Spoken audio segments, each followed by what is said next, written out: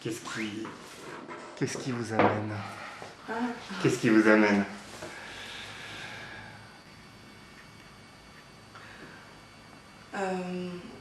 Je vois que vous avez besoin de vous protéger déjà avec un coussin. Ouais. Vous vous sentez vulnérable par rapport à ce que vous avez envie de me raconter? Ouais. Oui, oui, ouais. Oui. Ouais, le sujet que j'aimerais aborder, euh, euh, euh, comment l'amener? Je sais pas si vous connaissez la pièce Mademoiselle Julie? Non. Non? Non, de Strindberg. Non, vous allez me le raconter. Une grande pièce. Ouais. Bah, en fait, c'est l'histoire d'une comtesse qui s'appelle donc Mademoiselle Julie. Oui. Et un soir, donc son père part le soir de la Saint-Jean, c'est important. Le soir de la Saint-Jean, c'est la fête et tout ça à la maison, et puis c'est une grande fête à célébrer, et donc son père part avec les gens de sa famille, et elle décide de rester dans sa maison, et dans sa maison, ben, il y a les valets, il y a tous les gens de la maison, tout ce que concierge, tous les gens qui s'occupent de l'écurie, tous ces gens-là, donc Modeste, les employés de la maison. Et elle décide de rester avec eux, ce qui est vraiment une situation déjà spéciale à la base. Et ce soir-là, ben, il se trouve que je pense qu'elle a déjà elle a une attirance, elle a toujours eu une attirance pour son valet, son valet de pied, enfin le valet de son père, le grand valet, Monsieur Jean. Et ce soir-là, eh ben, il va se passer qu'en fait, ça va être sa première nuit d'amour. Enfin, elle va coucher avec lui, mais c'est pas aussi, je dis nuit d'amour, mais on pourrait en parler plus vulgairement. Parce que Strindberg, il laisse penser, comme elle était indisposée, enfin voilà, que voilà, il laisse penser à la sodomie, des choses comme ça, ou qui sont pas une nuit d'amour. Enfin, disons que c'est quand même un côté plutôt vulgaire et tout ça, et s'abandonner en fait. C'est surtout le côté abandon qui est important là-dedans. Vraiment se donner à fond à la personne. Je vous raconte la fin? Oui. Ça se termine par un suicide quand même. Elle se suicide. Elle a été guidée pour se suicider par justement Monsieur Jean, parce qu'une fois qu'elle s'est abandonnée à lui qui a des aspirations à devenir comte, voilà, qui s'élève vers le haut, contrairement à elle vers le bas, j'ai l'impression que cette nuit-là, lui il est là, elle est là, et en fait ils se croisent, ils ont cette relation, et après, voilà. Et en fait, c'est quelqu'un qui l'attire vraiment, avec qui elle a eu quelque chose, et elle, en fait, elle croit que maintenant c'est l'amour fou et on va rester ensemble, mais lui il dit non, mais on fait comme si de rien n'était, on va continuer à vivre normalement, faut que les gens ne sachent pas, c'est pas possible dans la maison. Rien qu'une sonnette, moi ça m'envoie à ma condition de valet, donc c'est pas possible qu'on dise ça au grand jour, et après partir. Après bon, il y a des circonstances qui font que lui, elle veut partir, ils veulent partir tous les deux, mais elle amène son petit oiseau, donc c'est le seul truc qui le rattache à sa vie, à sa maison, et lui dit mais non, on peut pas partir avec une cage à oiseaux. Et elle dit mais non, mais c'est la seule chose que j'aime, qui m'aime vraiment, et puis lui, elle dit non, plutôt que l'abandonner, je préférerais qu'on le tue, et il lui dit bah donnez très froid, allez on y va, donnez-moi la bête, on va la tuer quoi, je vais la tuer, et il la tue. Et alors elle là, il a aucun cœur pour elle, et c'est la fin quoi, et du coup elle pète les plombs, et là, après, ben, le comte arrive ce soir-là, et il faut prendre une décision, qu'est-ce que je fais? Et lui, il voit pas d'autre solution qu'elle se suicide, quoi. Et du coup, voilà, ils évoquent voilà. Donc voilà l'histoire. Et en fait... Maintenant la vôtre, Et en fait, pourquoi ça vous, mais voilà, en fait, ça vous tourmente? d'où ça me touche énormément, c'est que c'est par rapport à l'honneur de cette fille, en fait. L'honneur, ça fait partie... Je sais pas comment... Il y en a qui en ont, il y en a qui en ont pas. Et moi, j'ai cette espèce d'honneur à l'intérieur de moi par rapport surtout à moi-même, par rapport aux objectifs que je me fixe, quand je fais quelque chose, quand je dis quelque chose, je le fais. Mais aussi par rapport à la relation amoureuse. C'est ça qui me pose problème, en fait. Par rapport au fait que dans la société actuelle, genre, quand tu es tout seul, c'est mais qu'est-ce qui se passe? Mais tu rencontres personne, est-ce que tu sors? Mais qu'est-ce qui va pas chez toi? Et tout. Mais en fait, juste, moi, personnellement, j'ai l'impression d'avoir rencontré la personne avec qui je donnais tout, quoi. Et puis en fait, comme c'était pas ma première fois, mais c'était la première fois où ça durait aussi longtemps et où je commençais à y croire et tout ça. Et puis...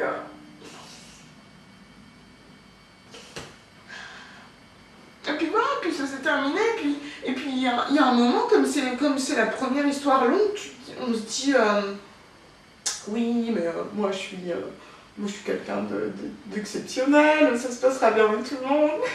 Et en fait, on se rend compte que, comme lui, il me l'avait dit de toute façon, moi, il me dit, mais c'est pas toi qui est exceptionnel, c'est nous deux, quoi. Et en fait, c'est vrai. Et après, quand c'est fini et qu'on ne peut pas recommencer par rapport à chacun sa vie et chacun ses obligations, peu importe. Pourquoi ça s'est terminé, cette relation? C'est les circonstances, c'est des obligations, c'est... Les obligations, c'est toujours un prétexte. Ouais. Il y a souvent une raison de fond. C'est pas moi qu'il faut le dire. Hein? La raison de fond. Vous voulez expliquer? Ouais. Pour moi, c'est des raisons matérielles. Et moi, je serais allée jusqu'au bout, ouais. Moi, j'avais le courage, puisque moi, je suis libre. Moi, je suis libre des contraintes matérielles, je suis libre du jugement des autres, je suis libre de faire ce que je veux, ce que j'aime. Donc, moi, j'aurais continué cette relation, ouais. Et lui, non, par rapport à... Voilà, par rapport au matériel, par rapport à ça, par rapport à ma condition, parce que lui, il avait une maison, parce qu'il avait... Et en fait, s'il venait avec moi, c'était remettre en cause tout ça, c'était peut-être se séparer de sa maison, aller vivre dans un appartement plus petit, des choses comme ça, revendre peut-être sa belle voiture qu'il venait d'avoir, donc des choses matérielles. Et le jugement, on aborde la question du jugement. Il a un enfant, qu'est-ce que mon fils va penser de moi? Mais vis ta vie, quoi, ton fils il aura la sienne, c'est tout ce que j'ai. Et quand il va se casser de la maison et qu'il va te faire sans être vulgaire, il va pas se poser la question si toi t'as fait un moment, un choix crucial dans ta vie pour lui, quoi. Pour ce qu'il allait penser, qu'est-ce qu'il en aura à faire, de toute façon. Moi je suis vraiment pour vivre la vie au moment où chaque instant compte à fond, quoi. Je veux vraiment vivre un truc intense avec quelqu'un qui me surprenne et c'est dur pour me surprendre et c'est dur pour me choquer parce que je suis pas mal barrée dans ma tête et dans mes actes et tout ça. Et du coup, ouais, j'aimerais bien rencontrer quelqu'un. Vous pensez qu'une rencontre se prépare en amont, par un certain état d'esprit sur lequel on travaillerait? Oui. Vous aimez les traités philosophiques? Quoi? Comment? De quoi? Par exemple, un traité sur le relationnel, comment entrer en relation avec les autres, ce qui serait intéressant de... Non, mais... Là, j'ai une patiente qui m'a apporté ce petit traité. J'aimerais vous le donner, parce qu'elle vit une situation assez analogue à la vôtre. Et il faut que je le lise à voix haute? Vous pouvez le lire comme vous voulez. Bienvenue dans la vie adulte. Ouais. Fort de ce constat, deux options s'offrent à vous. Oui. Une grande tolérance à la frustration, ça c'est bon. Doublée d'une incomparable complaisance vis-à-vis de vos névroses, oui. vous ouvre les portes de la cellule d'organisation sociale de base, le couple institution. Attends. Vous rigolez. C'est pas drôle. Je veux pas rigoler. Non, mais non, mais j'ai pas compris j'ai pas compris la dernière phrase. Vous avez suivi des cours de français. Mais oui, pourquoi moi, je suis plus dans les trucs du ressenti, des machins, mais les mots... Alors, autre alternative. Pourquoi ne pas ébrouer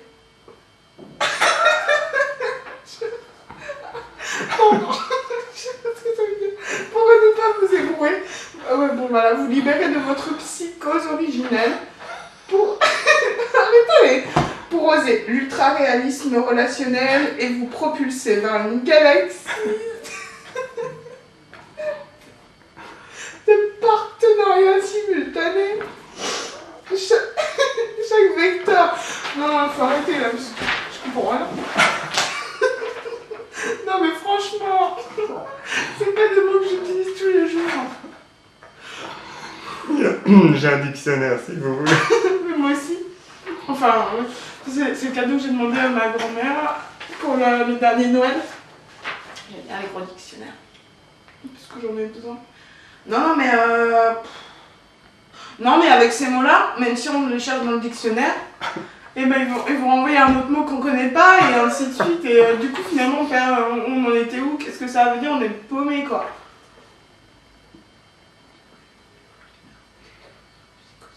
Pour aussi l'ultra-réalisme relationnel et vous propulser vers une galaxie de partenariats simultanés, chaque vecteur éclairant l'infinie complexité de notre nature. C'est une question. Je ne sais pas, j'ai pas compris encore. Le suivant peut-être. Ouais, on va voir. Inéluctablement, de temps à autre, vous vous sentirez un peu seul. Ouais. Toutefois, dès lors que vous aurez admis une fois pour toutes être unique en votre genre, une minorité à vous tout seul, rendez-vous compte, waouh, c'est de la chance. Vous ne tenterez plus jamais de rallier personne à votre cause. Vous franchirez le seuil de la générosité, simplement donner à voir et à entendre, mettre l'ensemble de votre histoire, votre très très grande bibliothèque cellulaire, ça c'est de trop quoi, à disposition d'autrui. Grande bibliothèque cellulaire quoi. Magnifique! Et puis n'oubliez pas que la solitude c'est aussi le privilège de dîner en tête à tête avec Dieu, tous les soirs. Ça me fait rire, ça c'est mignon. C'est trop mignon. C'est trop mignon parce que là je vois un petit peu ma grand-mère. Mais j'ai ce côté-là, j'aime bien. J'aime bien Dieu, j'aime bien, enfin Dieu, j'aime bien qu'il y ait quelque chose là-haut, ça m'amuse. Ça m'amuse. Après, chacun son Dieu et tout.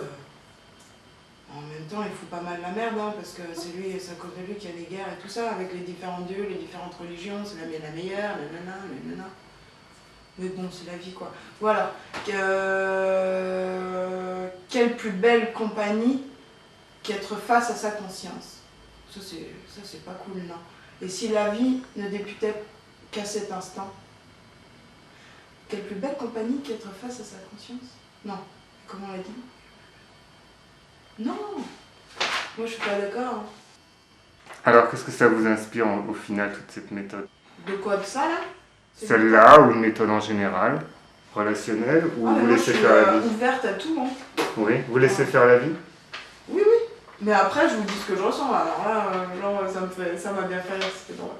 Donc ça valait la peine. Pardon, faut pas que je la plie. Ça valait la peine? De s'amuser. Pour une bonne dose de fou rire avec vous, ouais, ça valait la peine. Et puis. Et sur l'envie de poursuivre ou pas? Alors l'envie vous savez de poursuivre déjà? Bah en fait, oui, j'ai envie de poursuivre. Mais maintenant, j'ai une certaine manque de confiance en moi qui va me dire est-ce que tu as assez à donner encore? Est-ce que tu as des choses à donner encore? Parce que là, j'ai beaucoup donné de moi-même. Mais après, il y a aussi... Si, c'est bon, je viens de penser à une autre problématique, on va pas l'aborder maintenant, donc oui, je pourrais revenir pour parler d'autre chose. Il faut que j'annote limite. Parce que j'allais en aborder une autre en fait.